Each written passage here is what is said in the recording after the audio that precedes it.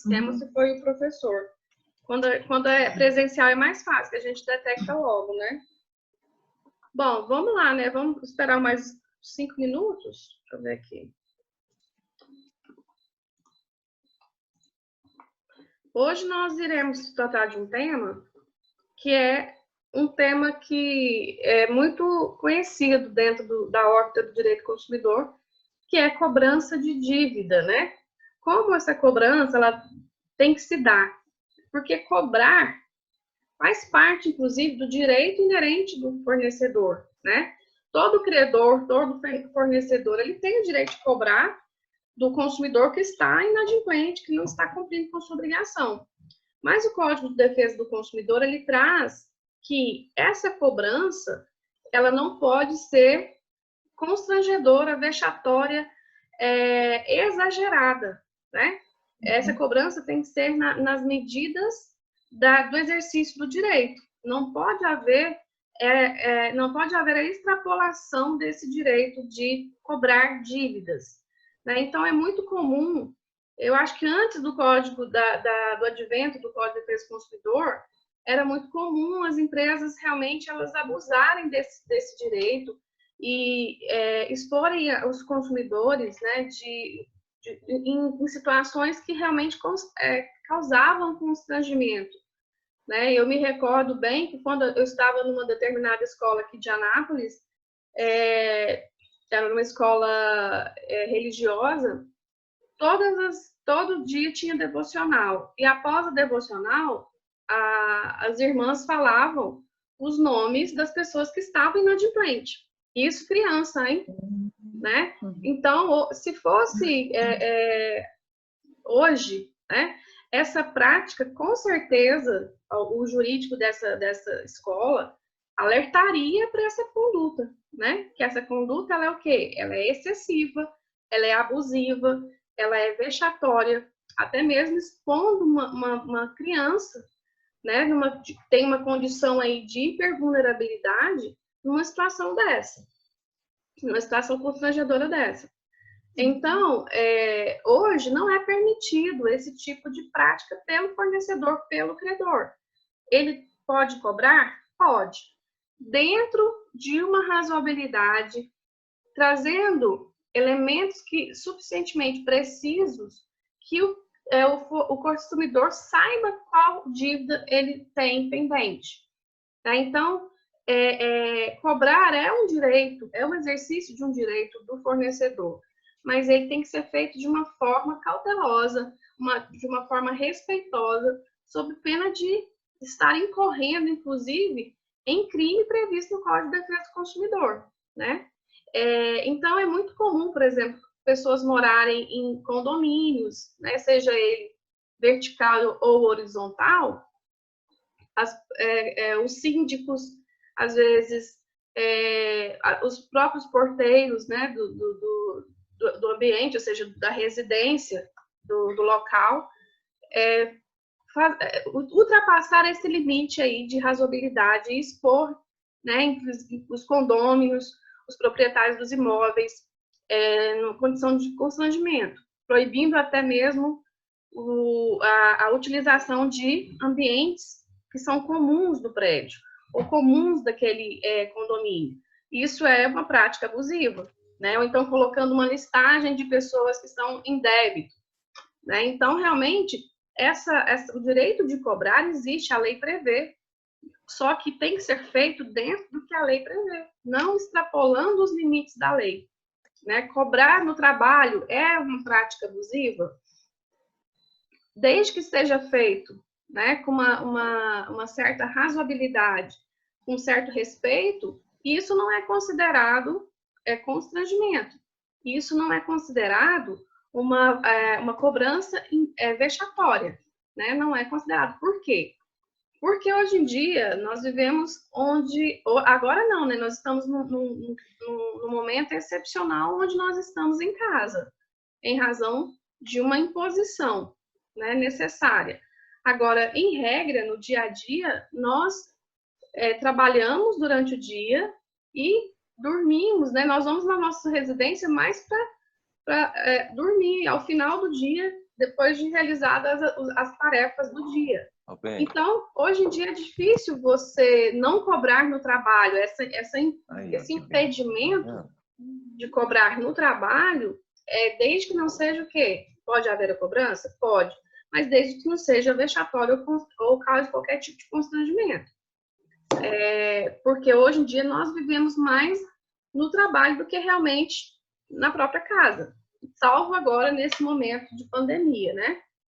Então, a cobrança de dívida, a cobrança de dívida, ela é, como nós já falamos, ela é permitida, ela é respaldada por lei, mas ela não pode ser vexatória ou coativa, conforme prevê o artigo 42, caput do Código de Defesa do Consumidor.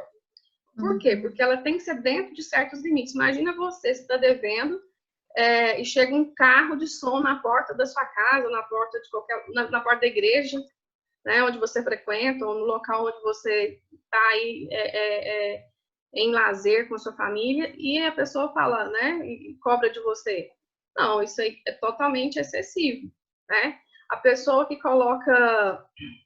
Já aconteceu, inclusive, com clientes, né, que a pessoa estava devendo e ela fez textão no Facebook, né, falando, cobrando e indicando essa pessoa, né, falando, olha, essa pessoa aqui viaja sempre, ela está ostentando, mas ela me deve, ela é uma caloteira, né? Esse tipo de prática é abusivo, é vexatório, é coativo, né? O que ela me ligou e falou, olha, doutora, eu fiz isso, falei, trata de tirar agora esse texto, né? Mais uma vez na rede, sempre na rede, a pessoa printa, né? E o que aconteceu? Ao invés dela receber a dívida dela, ela teve que pagar indenização por dano moral, né? Fez um acordo, né? Ao invés dela receber aquilo que ela tinha por direito, como ela extrapolou no direito dela, né? E ela teve que pagar uma indenização, né? Em razão desse fato, porque ela entrou questionando essa exposição, né? Essa exposição excessiva, vexatória. E nós temos também outra espécie de cobrança de dívida, que é a cobrança indevida prevista no parágrafo único do artigo 42. Bom, na primeira espécie, a cobrança vexatória ou coativa do débito, o débito realmente existe, né? Tá passando um carro na rua. Então, tá, professora? Fecha o som, fecha o nosso som, o meu. Ah, tá. Fazendo barulho na rua. Ai, não quer abrir seu microfone aqui? Aqui, ó. Meu bem. Bom, então a primeira, em caso, a cobrança vexatória é aquela cobrança que o débito existe, só que a ilicitude, ela ocorre o quê? Na forma de cobrança, no exagero, né? E na segunda, a dívida, no caso, o débito não existe, que é uma cobrança indevida. Então, essa cobrança, prevista no Código de Defesa do Consumidor, ela tem essas duas espécies, o exagero, né, a coação, e também tem a indevida, que quando você não deve, você mesmo assim é acionado né, ou extrajudicialmente, ou judicialmente para quitar e adimplir essa dívida. Bom, o artigo 42, ele fala o quê? Na cobrança de débitos, o consumidor inadimplente não será exposto ao ridículo, nem submetido a qualquer tipo de constrangimento ou ameaça. É crime punido com detenção de 3 meses a 1 ano e multa utilizar na cobrança de dívidas de ameaça, coação, constrangimento físico ou moral, afirmações falsas, incorretas ou enganosas, ou de qualquer outro procedimento que expõe o consumidor injustificadamente a ridículo ou interfira com o seu trabalho, descanso e lazer. Né? Artigo 71 do Código de Defesa do Consumidor, que trata das infrações penais, né, dos crimes, das tipificações penais previstas no Código de Defesa do Consumidor. Então, no caso aqui, interfira no trabalho, não significa que é proibido, né? É proibido o quê? Cobrar no trabalho, mas desde que haja uma certa razoabilidade, um respeito, né? A cobrança abusiva, que está prevista no artigo 42, é a cobrança vexatória e a cobrança coativa. A vexatória é aquela que expõe, né? Expõe a pessoa ao ridículo, a um constrangimento, né? Por exemplo, esses dias eu fui numa ferragista comprar material e tinha lá um cheque devolvido pregado no vidro do caixa.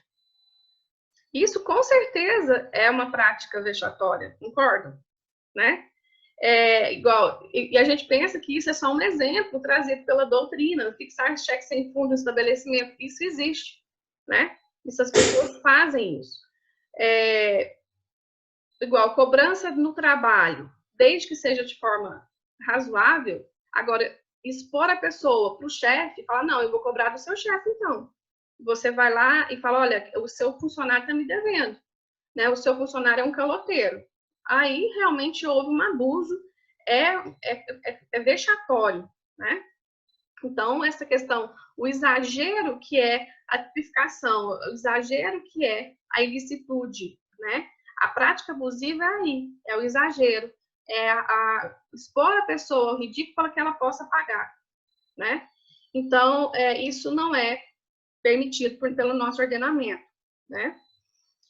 Cobrança coativa é a que intimida o consumidor mediante promessa de malefício, ou seja, quando você impõe, tem uma coação, você impõe, condiciona, olha, se você não me pagar, eu vou, né, uma coação física ou moral, eu vou te agredir, vou agredir sua família.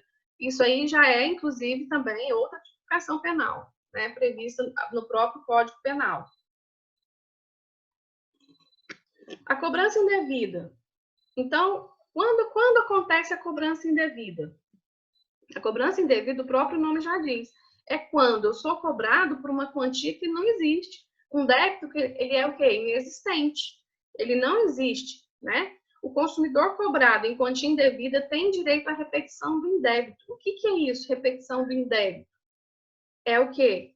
Se eu fui cobrado de forma indevida, ou seja, eu não tenho esse débito, eu não constituí esse débito, então, no caso, ela é uma cobrança indevida. Mas aí eu vou ter que... a jurisprudência vem entendendo que é necessário não só a cobrança, mas sim que haja o pagamento indevido. E isso teve agora um julgado recente que está levando em consideração essa questão só da cobrança, né? Então, isso há uma divergência, se é quando ocorre o pagamento efetivo ou somente no caso da cobrança indevido. O posicionamento dominante é que haja somente o quê? A possibilidade de reparação de dano quando houver o pagamento. E esse pagamento, a repetição do indébito, ou seja, vai pagar o dobro, né? Por valor igual ao dobro do que pagou em excesso, acrescido de correção monetária e juros legais, salvo hipótese de engano justificável. Então, nesse caso aqui, a pessoa tem direito o quê? Ao que ela pagou em dobro com a correção devida, com a correção monetária devida. A cobrança indevida, ela tem duas situações. A inexistência do débito ocorre quando não há nenhum débito, né, contratual, nenhum vínculo contratual entre o fornecedor e o consumidor. Né, pagamento, no caso, quando há pagamento, inovação, transação, remissão, né? E pagar débito inferior ao cobrado. É quando existe o débito, mas o fornecedor cobra mais do que é devido. Também é uma cobrança indevida e enseja também repetição do indébito, né? Então, débito superior, no caso aqui, né? Não é nem inferior. Bom, com relação à cobrança de dívidas, né, o que deve ser levado em consideração nesse caso é o excesso, é a forma coativa, é o exagero, é a exposição à pessoa, né? Então, isso não pode ocorrer. Né? Então, a cobrança ela pode existir, mas desde que haja ali uma observância do que a lei prescreve, né? Do que a lei determina. Então, é muito comum as pessoas receberem, inclusive, cartas na sua residência informando que o nome vai ser negativado, que uma notificação extrajudicial falando que se você não pagar o débito em tantos dias, seu nome vai né, poderá ser protestado. Então, isso é prática possível e é permitida. Mas o que acontece que é o exagero, certo? O exagero, é a forma excessiva e vexatória de cobrança dessas dívidas. Bom, vamos falar dos bancos de dados, né, e cadastro dos consumidores, sendo que isso aí é um tormento na vida de muitos consumidores, né, que ficam, né, inadimplentes. Então, o Código de Defesa do Consumidor, ele admite esses cadastros de banco de dados, onde existe ali o rol das pessoas que não adimpliram a sua obrigação com o fornecedor, né? E isso é um parâmetro para ser utilizado, inclusive, para concessão de créditos, né? Toda vez que nós iremos comprar, fazer um financiamento, fazer um empréstimo ou comprar no comércio, esses bancos de dados, eles são acionados para ver se essa pessoa, ela possui uma conduta de um consumidor que paga as suas dívidas, né? Então, o Código de Defesa do Consumidor viabiliza essa possibilidade da existência desses bancos de dados. Então, o CDC ele controla esses cadastros e bancos de dados com o intuito de proteger a intimidade, a vida privada e a honra e a imagem do consumidor, em consonância, né, do artigo 5º previsto da Constituição Federal, que fala o quê? Da intimidade, da vida privada, da proteção disso. Então, esses bancos de dados podem existir. Fere o que está previsto na Constituição? Não. Por quê? Porque o consumidor ele está inadimplente, né? Então, é permitido que haja esse banco de dados, que ele é público, né? Esse banco de dados é público, ele não é privado. Toda pessoa pode acessar, né? Natureza jurídica. Artigo 43 do parágrafo 4º do Código de Defesa do Consumidor fala: são consideradas entidades de caráter público. Então, todas as pessoas têm acesso a essa informação, né? É pública. Então, você pode ter acesso a essa informação. Então, toda vez que você vai comprar, a empresa que vai te vender a crédito, ela pode fazer essa consulta. E existem consultas específicas, né? Por exemplo, o Sisbacen, tem o Serasa, o SPC, né? Tem banco de dados específicos para cada tipo de transação. Os requisitos. Primeiro, o conteúdo dessas informações tem que ser o quê? Objetivo, claro, verdadeiro, em linguagem de fácil compreensão, né? Conforme previsto no parágrafo 1º do artigo 43. Por quê? Porque não pode haver juízo de valoração. Como assim? É colocar uma observação. Então, tem que colocar o nome do consumidor lá, mas não tem que fazer qualquer juízo de valoração. Ó, colocar entre parênteses na frente, caloteiro, mal pagador. Não, tá lá, tá inserido no rol dos inadimplentes, por si só já é um ponto que é possível e difundido aí na atuação dos bancos de dados. Então, a linguagem ela deve ser de fácil compreensão, sendo, pois, proibido o uso do vernáculo estrangeiro. Então, não pode ter uso, né, de língua estrangeira. Por quê? Porque tem que ser uma linguagem de fácil compreensão, e ninguém é obrigado a saber uma língua senão a pátria, né? Bom, com relação à inserção do nome a ser negativado, primeiro, por quanto tempo que meu nome pode ficar negativado, né? O Código de Defesa do Consumidor, ele traz essa informação. Então, fala o seguinte, parágrafo 5º do artigo 43.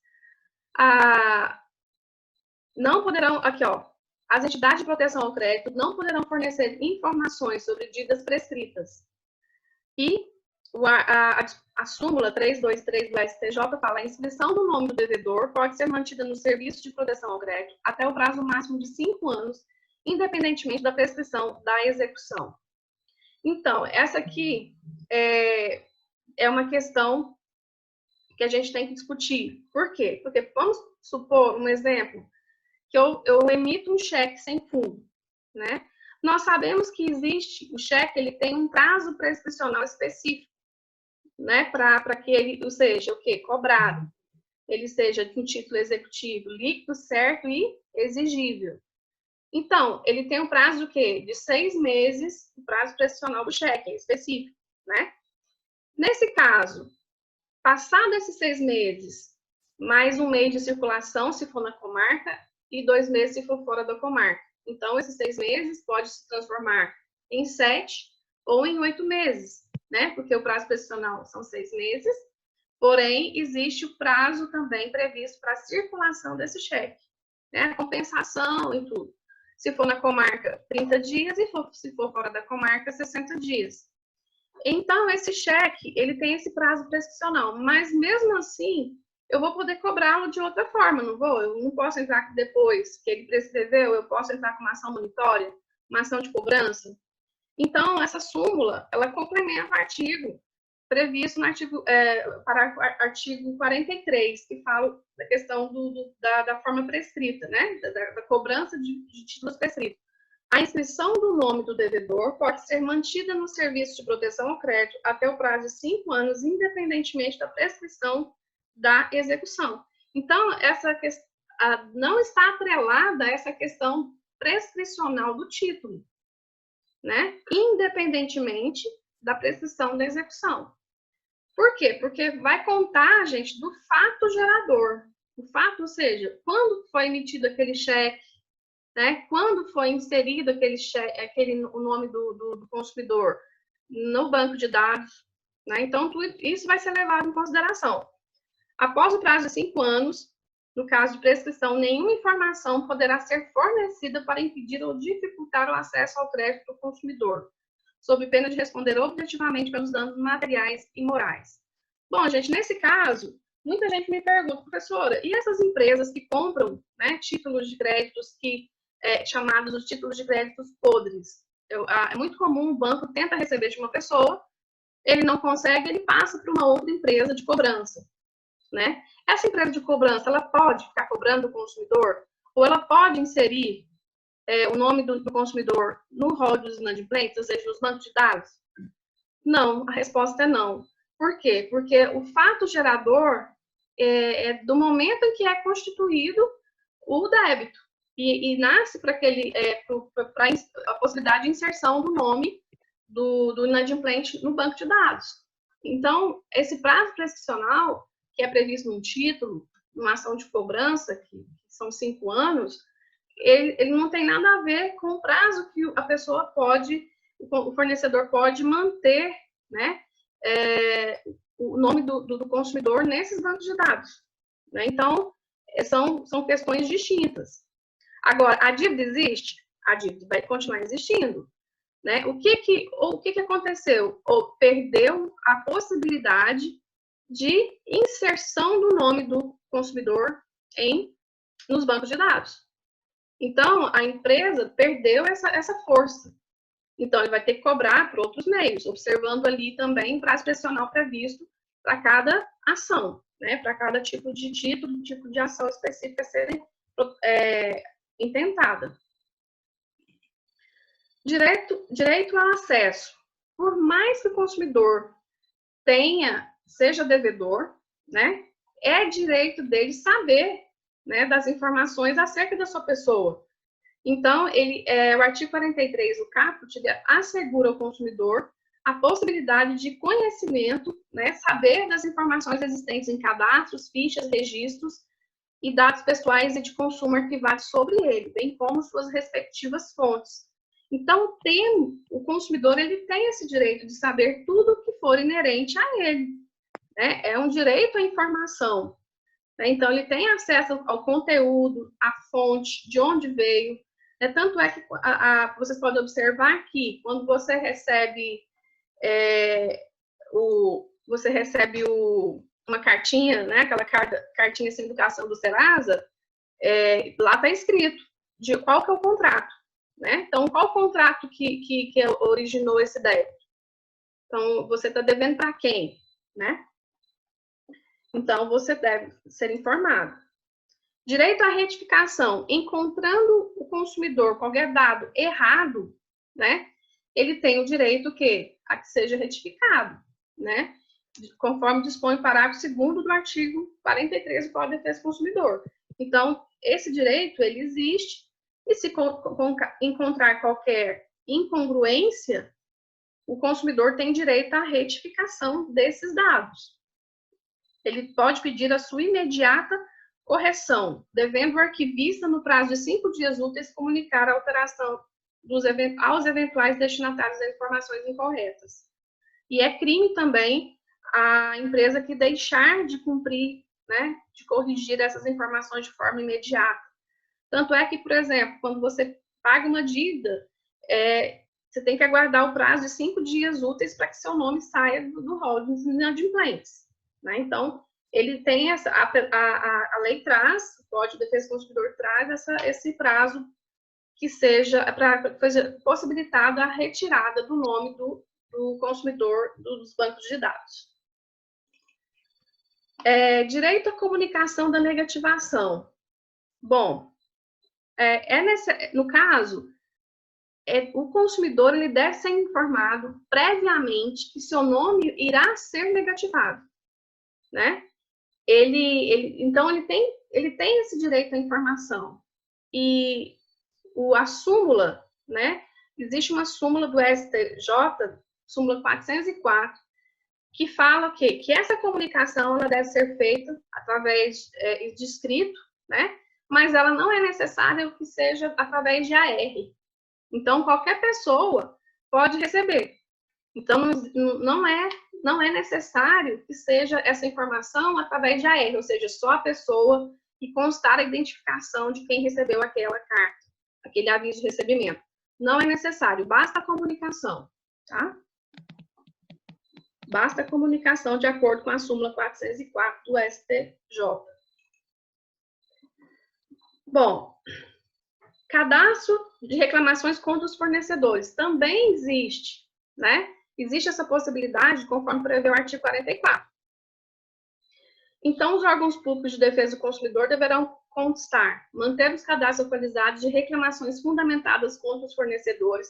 Tanto é, gente, que o PROCON ele disponibiliza esses dados, ou seja, esse relatório, né, que é disponibilizado pelo PROCON de número de reclamações às empresas e, no caso, o percentual também de soluções. Então, pode haver também, a gente tem esse termômetro para saber a empresa... Isso foi aprovado. Oi? Foi aprovado. Hã? Peraí.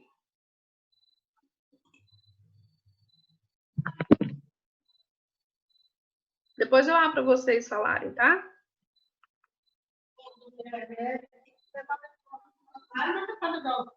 Não, filha dele. Você sabe quanto que era para receber? Ah, gente. Espera aqui. Quem que tá com o áudio aberto?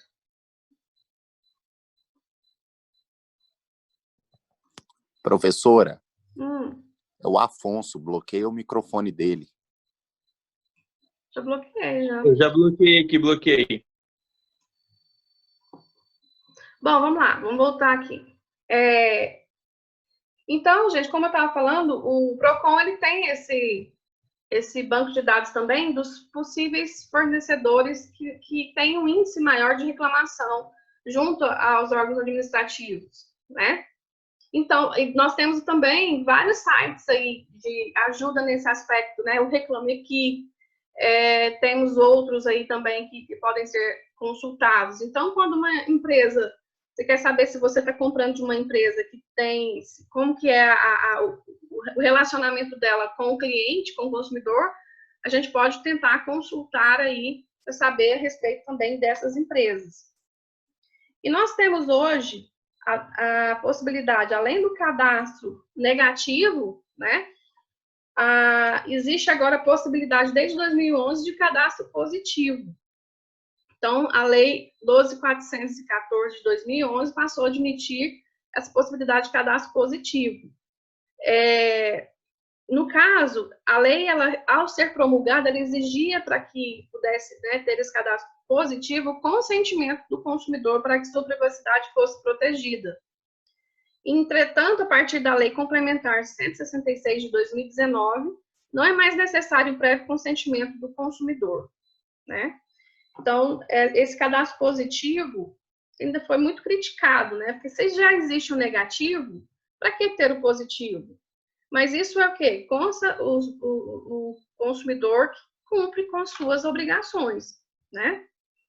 O score, o famoso score, né, gente? Quando a gente vai fazer qualquer tipo de financiamento ou de empréstimo, esse é o quê? Esse é o termômetro para saber se você tem bala na agulha para fazer aquele empréstimo, né? Se você pode, você tem condições, qual que é o seu... Quanto mais você compra... a pessoa que não tem o costume de comprar a crédito, né, de fazer conta, ela dificilmente vai ter um score alto, né, ela vai ter um score baixo. Então, nesse caso, se você tiver um score baixo, se você um dia precisar de um financiamento, de um empréstimo, vai ser complicado, porque você não vai ter o quê? O mecanismo que eles utilizam estatístico para avaliar o risco da empresa que está te emprestando, que está te fornecendo crédito. Então, esse cadastro de score quando faz a consulta, tem como você saber como é que é seu score. Então, é uma graduação para saber o limite de risco daquela empresa que vai contratar com você, né? Então, a súmula 550 do STJ fala o seguinte, que a utilização de score de crédito método estatístico de avaliação de risco que não constitui banco de dados dispensa o consentimento do consumidor, que terá o direito de solicitar esclarecimentos sobre as informações pessoais valoradas e as fontes dos dados considerados no respectivo cálculo. Então, ele vai atribuir um ranking, né, uma nota para o consumidor, para saber se esse consumidor paga, né, ou não suas dívidas de forma devida, se ele compra muito a crédito, se ele é um bom pagador, tudo isso pontua no score, né? É uma pontuação. Bom, com relação à nossa aula de hoje, ficamos por aqui, né? Esse é o nosso tema da aula de hoje. Então, a nossa segunda VA, a partir dos tópicos já inseridos no AVA. Então, nós já vimos oferta e publicidade, nós já vimos prática abusivas, né? Essa prática também, essa cobrança de dívida, ela também é uma prática abusiva por parte do fornecedor. Então estamos aí complementando aquela prática comercial abusiva. Então, a segunda VA será cobrado os tópicos que já estão descritos e estão inseridos lá no AVA, tanto as aulas, as videoaulas e também o material. Esse de hoje também eu vou colocar lá para vocês, ok? Alguma dúvida, gente? Quem tá falando? Luiz? Oi. A questão da prova, que estava com o gabarito errado. A gente até comentou aqui agora com a Sueli, estava errada mesmo, é aquela da Maria, né? Do consumidor por equiparação. No caso, é as vítimas do evento. Né, no caso aqui, nós deixa eu confirmar. É todas as vítimas do evento danoso. Uhum. Então, provavelmente ela vai ser anulada essa questão, porque estava marcado errado, né, no gabarito, é isso? Foi. Então, provavelmente ela vai ser anulada. Foi só essa? Foi só essa. Então tá bom. Gente, tá acabando aqui o tempo. Vocês querem que eu chame vocês novamente? Professor, eu tenho uma dúvida. Ah. Referente ao score. Primeiramente, bom dia aos colegas aí.